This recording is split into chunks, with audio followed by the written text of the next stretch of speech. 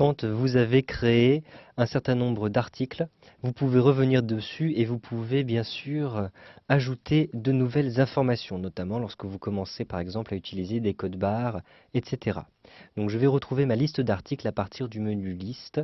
Ensuite, je choisis les articles. J'ai plusieurs articles qui apparaissent ici. Je vais par exemple modifier ici l'article Digicode. Je double-clique dessus tout simplement pour ouvrir la fiche d'article. Ensuite, j'ai ici, vous le voyez, plusieurs onglets.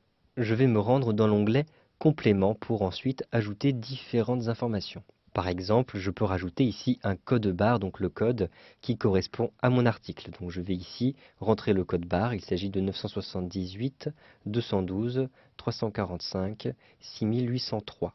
Donc il s'agit d'un code à 13 chiffres. Vous avez plusieurs normes de code barre que vous pouvez aller choisir à l'intérieur des options. Donc dans le menu Dossier, vous avez les options et dans les options, vous allez regarder les préférences. Dans les préférences, vous avez des préférences générales avec le code barre. Je double-clique ici sur code barre et je choisis bien le code à 13 chiffres, donc la norme EAN 13. Ensuite, je clique ici sur OK et je peux fermer les préférences. Ensuite, vous allez remplir la garantie. Donc vous avez une garantie qui a été héritée de la famille. Vous pouvez changer cette garantie pour le produit. Vous pouvez ensuite choisir une marque et une catégorie. Pour l'instant, il n'y a aucune marque et aucune catégorie de rentrée dans le logiciel. Pour créer une marque ou une catégorie, vous allez simplement cliquer tout en haut dans le menu Liste, ensuite choisissez Autre liste. Donc nous n'allons pas créer une marque, mais je vais créer une catégorie pour vous montrer. Donc ici vous avez catégorie d'articles, je double-clique dessus, je clique ensuite ici sur Créer et je vais rentrer par exemple pour un digicode, il s'agit de la catégorie sécurité par exemple. Donc je rentre tout ceci avec le clavier et je clique ensuite sur OK. Une fois que vous avez créé vos différentes listes, vous pouvez fermer les onglets donc et l'onglet L'autre liste. Ensuite, ici je vais appliquer la catégorie sécurité pour ce produit-ci.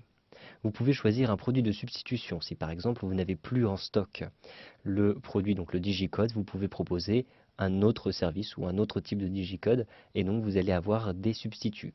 Je vous conseille plutôt de revenir par la suite sur votre fiche d'article pour compléter les substituts une fois que vous avez créé tout votre catalogue. Vous allez ensuite choisir l'unité, donc ceci est en rapport directement avec le poids que vous allez remplir en dessous. Donc ce sont des informations qui sont utiles pour la poste notamment.